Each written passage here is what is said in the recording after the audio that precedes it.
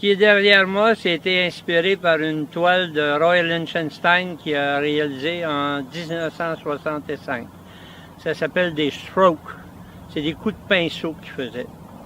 J'ai fait un projet pour Chute Saint-Philippe dans les Laurentides et j'ai ramené la base de son dessin initial, mais je l'ai retravaillé pour faire une murale là-bas pour l'hôtel de ville. Lorsque le projet a parti ici pour faire l'installation à Brampton, j'ai fait bifurquer cette forme-là et je l'ai ramenée tridimensionnelle. Ça fait qu'elle devient une sculpture pour la première fois.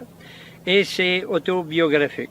Ça a rapport avec ma provenance, qui est les îles de la Madeleine, et le lieu de ma naissance, qui est Montréal, à la Côte-Saint-Paul. Fait que c'est un peu tout ça. C'est mes origines, d'où on vient, d'où on ressort, puis c'est un peu comme pour capter cette eau-là, l'accrocher au collet un peu. C'est vrai qu'aussi, il fallait que je tienne compte d'une thématique qui était mouvement, trajectoire et quelque chose insolite.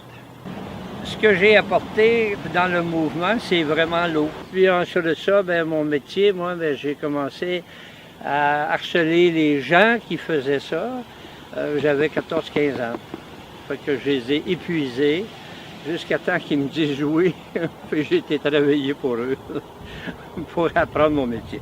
J'ai été tellement tannant à l'école, c'était à l'école secondaire Richard avec les frères de Sacré-Cœur, que lorsque je suis parti de là, à 11e année non réussi, j'avais un dossier à peu près ça d'épais qui me suivait de discipline. Quand je suis rentré à l'école des Beaux-Arts pour m'inscrire, on me dit, des gars comme toi, on est en masse. Fait que tu vas voir ailleurs si tu es là. Puis j'étais pas là.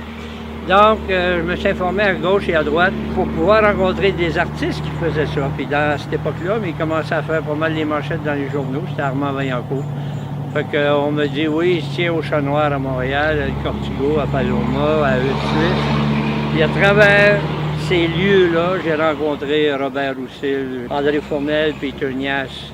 Je sais pas, j'ai rencontré tout ce qui faisait de la sculpture au Québec. Dans ce temps-là, il y en avait 3 douzaines, pas plus. Maintenant, il y en a, je sais pas, 300 000, je pense. J'ai travaillé pour eux, j'ai fait les jobs qu'ils voulaient pas faire. Donc j'ai appris.